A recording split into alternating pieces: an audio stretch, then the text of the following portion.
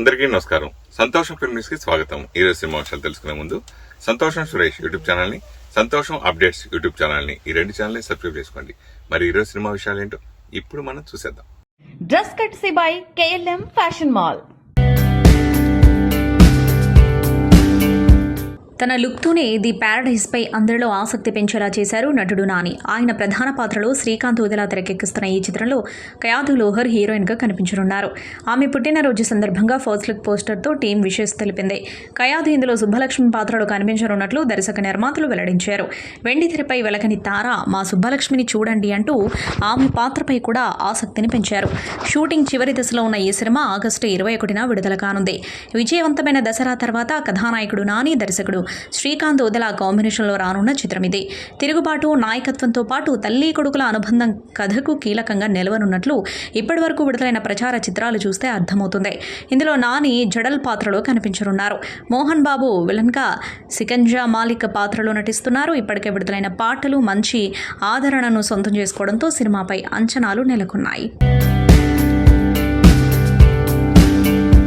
తమిళ చిత్ర పరిశ్రమకు చెందిన ఇద్దరు అగ్రనటుల ఇళ్లలో బాంబులు పెట్టినట్లు వచ్చిన సందేశం చెన్నై నగరాన్ని ఒక్కసారిగా ఉలిక్కిపడేలా చేసింది. తమిళనాడు డీజీపీ కార్యాలయానికి అందిన ఒక బెదిరింపు ఈమెయిల్ పోలీసు యంత్రాంగానికి ముచ్చెమటలు పట్టించింది. పోయస్ గార్డెన్లోని సూపర్ స్టార్ రజనీకాంత్ నివాసం, అల్వార్పేటలో ఉన్న హీరో ధనుష్ ఇళ్లలో బాంబులు అమర్చామని, అవి ఏ క్షణమైనా పేలవచ్చని ఈమెయిల్లో పేర్కొన్నారు. ఈ సమాచారం బయటకు రావడంతో ఒక్కసారిగా తమిళనాట అభిమానుల్లో తీవ్ర ఆందోళన మొదలైంది. ఘటనను తీవ్రంగా పరిగణించిన పోలీసులు వెంటనే బాంబ్ స్క్వాడ్, డాగ్ స్క్వాడ్లతో కలిసి రంగంలోకి దిగారు. ఇద్దరు నటుల నివాసాల వద్దకు చేరుకున్న భద్రతా దళాలు సుమారు గంటన్నర పాటు క్షుణ్ణంగా సోదాలు నిర్వహించాయి.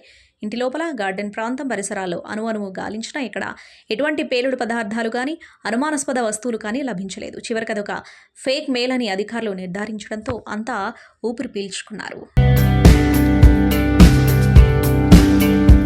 అర్ధనారి, తెప్ప సముద్రం, వెడ్డింగ్ డైరీస్ వంటి వైవిధ్యమైన సినిమాలతో హీరోగా గుర్తింపు తెచ్చుకున్న అర్జున్ అంబటి ఆ తర్వాత బుల్లితెరపై బిగ్ బాస్ రియాలిటీ షోతో ఫ్యామిలీ ఆడియన్స్కి మరింత దగ్గరయ్యారు. ప్రస్తుత mega power star Ram Charan నటిస్తున్న పాన్ ఇండియా సినిమా పెద్దిలో కూడా అత్యంత కీలక పాత్ర పోషిస్తున్నారు అర్జున్ అంబటి. అతను హీరోగా రూపొందిన లేటెస్ట్ మూవీ పరమపద సోపానం.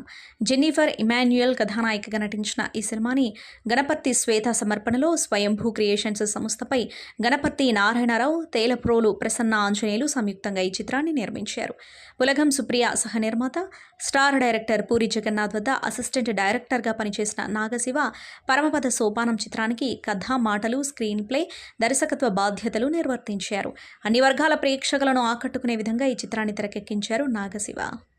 ప్రమోషన్లో భాగంగా విడుదల చేసిన చిన్ని చిన్ని తప్పులేవో, భూమ్ భూమ్ వంటి లిరికల్ సాంగ్స్కి అలాగే టీజర్కి విశేష ఆదరణ లభించింది.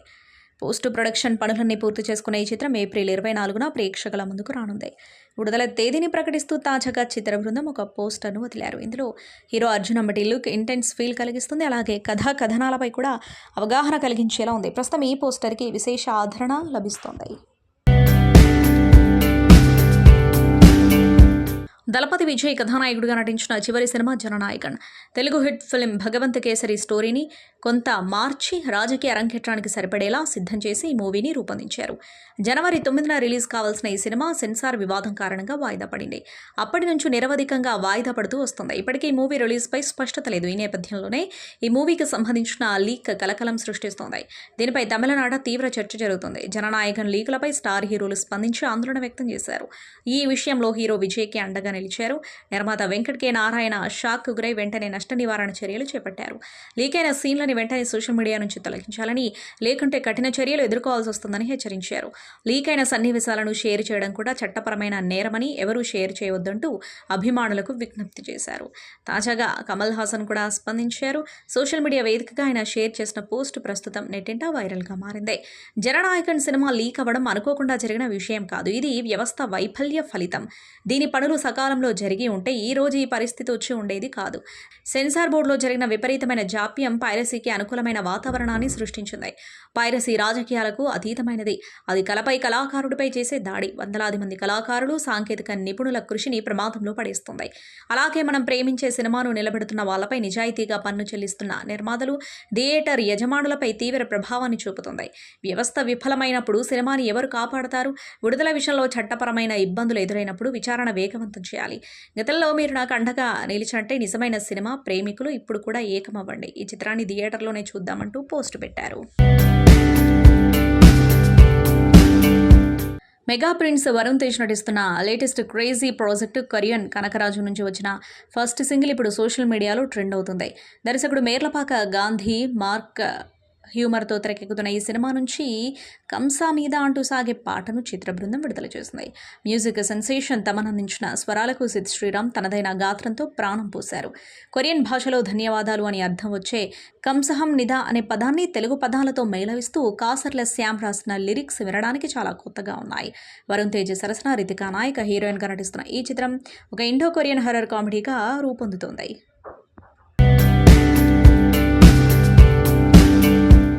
ఆర్థిక మోసం ఘటనలో గాయని మంగ్లీపై నమోదైన కేసులో దర్శకుడు వేణు ఊడుగుల కూడా ఉన్నారంటూ కొన్ని మీడియా సంస్థలు ప్రచారం చేశాయి. ఈ అసత్య వార్తలపై వివరణ ఇచ్చారు దర్శకుడు వేణు ఊడుగుల. మంగ్లీ కేసుతో తనకు ఎలాంటి సంబంధం లేదంటూ ఆయన స్పష్టం చేశారు. ఈ మేరకు దర్శకుడు Venu Udugula press note release చేశారు. వేణు ఊడుగుల స్పందిస్తూ గాయని మంగ్లీ కేసులో నా పేరును చేర్చుతూ కొన్ని మీడియా సంస్థలు ప్రచారం చేస్తున్న వార్తలు చూసి బాధపడ్డాను. మంగ్లీ లాయర్ సుబ్బారావు ఇద్దరూ నాకు తెలిసిన వాళ్ళు కావడంతో సమస్యను సామరస్యంగా పరిష్కరించుకోవాలి, బాధితులకు న్యాయం చేయాలని సూచించారు. ఇంతవరకే ఈ కేసులో నా పాత్ర. ఈ కేసు ఎఫ్ఐఆర్లో కూడా నిందితుడిగా నా పేరు ఎక్కడా ప్రస్తావించలేదు. అడ్వకేట్ సుబ్బారావు మీడియాతో మాట్లాడుతూ వేణు ఊడుగులకు ఈ కేసుతో ఎలాంటి సంబంధం లేదని స్పష్టంగా చెప్పారు. పంజాగుట్ట పోలీసులు కూడా ఈ కేసుతో నాకు సంబంధం లేదని నిర్ధారించారు. ఈ వార్తల వల్ల ఒక వ్యక్తి పరువు, ప్రతిష్ట, కుటుంబం ప్రభావితమవుతాయని మీడియా మిత్రులు గమనించగలరు. మీరు నాపై ఇంతకాలం చూపిన ప్రేమ, ఆదరణ నాకెంతో బలాన్నిచ్చాయి. ఇప్పుడు అదే ప్రేమను కొనసాగిస్తారని కోరుకుంటున్నా అన్నారు.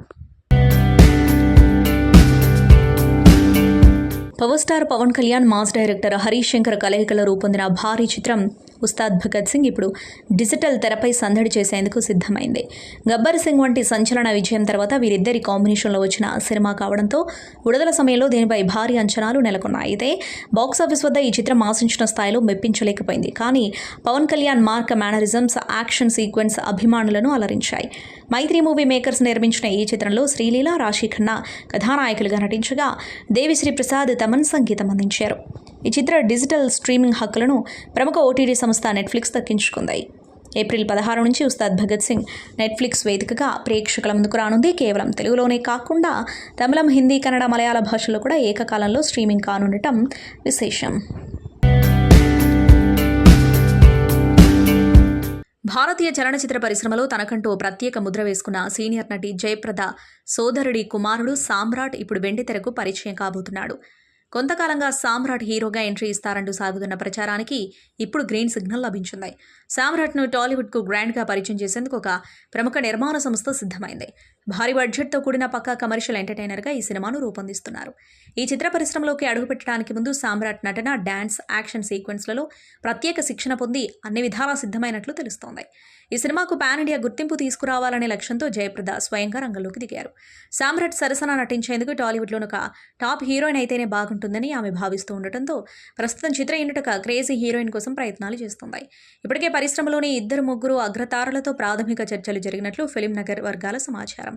కథా చర్చల నుంచి సాంకేతిక నిపుణుల ఎంపిక వరకు ప్రతి విషయంలోనూ జయప్రద ప్రత్యేక శ్రద్ధ తీసుకుంటున్నారు. త్వరలోనే ఈ ప్రతిష్టాత్మక ప్రాజెక్టుకు సంబంధించిన అధికారిక ప్రకటన వెలువడనుంది. జయప్రద వారసుడిగా సామ్రాట్ వెండితెరపై ఎలాంటి ప్రభావాన్ని చూపుతారో చూడాలని సినీ అభిమానులు ఆసక్తిగా ఎదురుచూస్తున్నారు. ప్రముఖ గాయని మంగ్లీ చుట్టూ ముసురుకున్న ఆర్థిక వివాదం ఇప్పుడు సరికొత్త మలుపు తిరిగింది.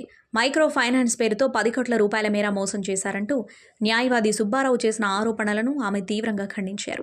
కేవలం తన ప్రతిష్టను దెబ్బతీసేందుకే ఉద్దేశపూర్వకంగా ఈ అసత్య ప్రచారానికి తెరలేపారని మంగ్లీ మండిపడ్డారు. లాయర్ సుబ్బారావు తనపై ఫిర్యాదు చేయడానికి ముందే తానే నార్సింగి పోలీస్ స్టేషన్లో ఆయనపై ఫిర్యాదు చేశానని ఆమె వెల్లడించారు. సోషల్ మీడియాలో వైరల్ అవుతున్న నోట్ల కట్టల దృశ్యాలతో తనకెలాంటి సంబంధం లేదని, ఆ డబ్బు తనది కాదని ఆమె స్పష్టం చేశారు. ఒక మహిళగా, కళాకారునిగా సమాజంలో తనకున్న గుర్తింపును హరణం చేసేలా జరుగుతున్న ఈ కుట్రపై చట్టపరంగా పోరాడతానని మంగ్లీ హెచ్చరించారు. తన వ్యక్తిగత మనోభావాలను దెబ్బతీస్తూ చేస్తున్న ఈ తప్పుడు ప్రచారాలను ఎవరూ నమ్మవద్దని ఆమె కోరారు. కాగా పంజాగుట్ట పోలీస్ స్టేషన్లో మంగ్లీ, ఆమె సోదరుడితో పాటు మరికొందరిపై న్యాయవాది సుబ్బారావు ఫిర్యాదు చేసిన విషయం తెలిసిందే. ధురంధర్ 2 చిత్రాలతో ఇండియన్ బాక్స్ ఆఫీస్ను షేక్ చేసి పడేశాడు రణవీర్ సింగ్. ఈ సినిమాల సక్సెస్లో ఫస్ట్ క్రెడిట్ దర్శక నిర్మాత ఆదిత్య ధర్కే ఇవ్వాలి. కానీ కథానాయకుడి పాత్రలో రణవీర్ పెర్ఫార్మెన్స్ గురించి కూడా ఎంత చెప్పినా తక్కువే. ఆ పాత్రలో ఇంకొకరిని ఊహించుకోలేమన్నట్లుగా చెలరేగిపోయాడు రణవీర్. డల్గా సాగుతున్న తన కెరీర్ 2 చిత్రాలతో ఎక్కడికో వెళ్ళిపోయింది. తనపై సర్వత్రా ప్రశంసలు కురుస్తున్న ఈ సమయంలో అనవసర వివాదానికి తెరదించే ప్రయత్నం చేశాడు రణవీర్. గత ఏడాది ఒక అవార్డుల వేడుకలో కాంతారా సినిమాలో హీరో రిషబ్ శెట్టిని అనుకరించే ప్రయత్నం చేశాడు రణవీర్. అయితే అది కన్నడిగుల మనోభావాలను దెబ్బతీస్తాయి. అతడి మీద తీవ్ర విమర్శలు కూడా వచ్చాయి. దీని మీద కర్ణాటక హైకోర్టులో కేసు కూడా నమోదైంది.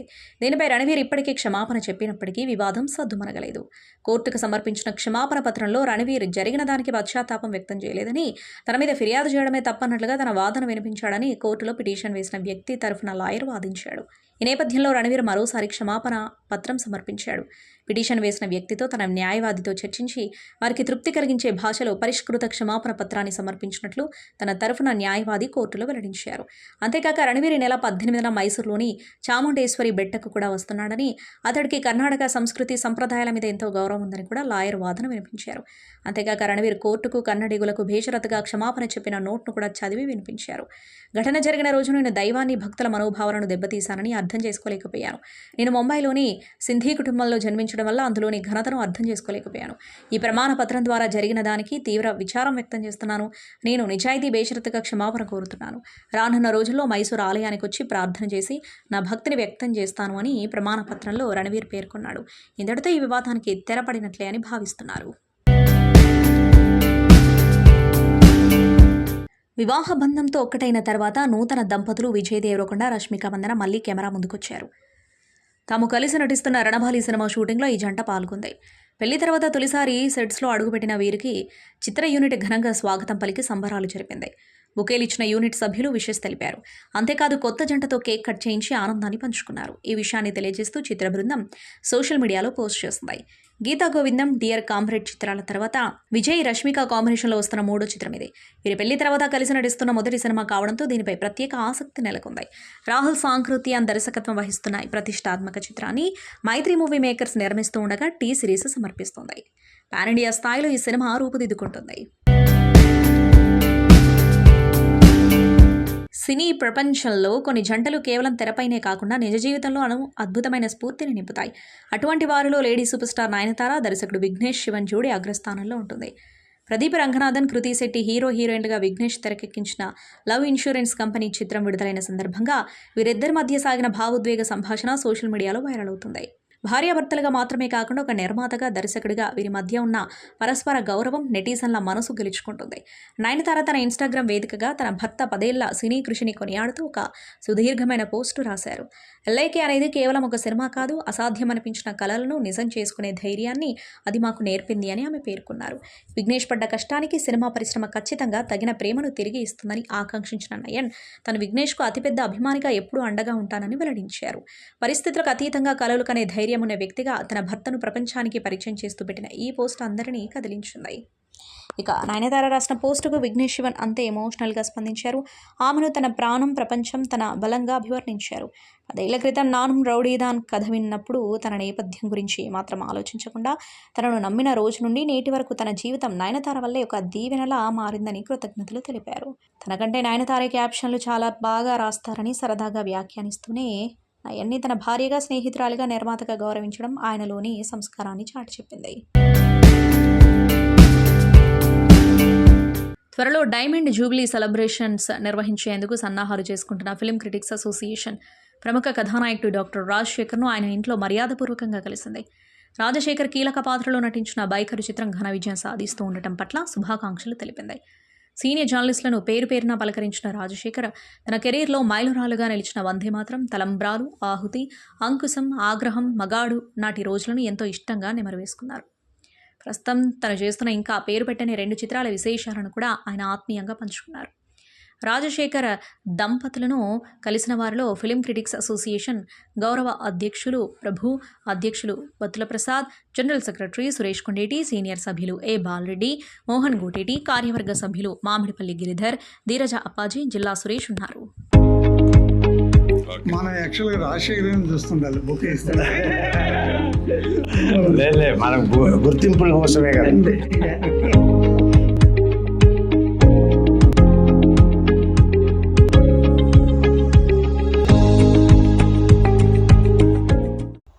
సంతోషం సురేష్ యూట్యూబ్ ఛానల్ ద్వారా ఎక్స్క్లూజివ్ ఇంటర్వ్యూని, ఎక్స్క్లూజివ్ లైవ్ షోస్ని, ఎప్పటికప్పుడు కొత్త కొత్త విశేషాలను మీకు అందించడం జరుగుతుంది. మీ మొబైల్లోని యూట్యూబ్కి వెళ్ళి సంతోషం సురేష్ అని టైప్ చేయండి, అలాగే సంతోషం అప్డేట్స్ అని టైప్ చేయండి. ఈ రెండు ఛానల్ని సబ్స్క్రైబ్ చేసుకోండి, ఎప్పుడు సబ్స్క్రైబ్ చూసేయండి. Thank you.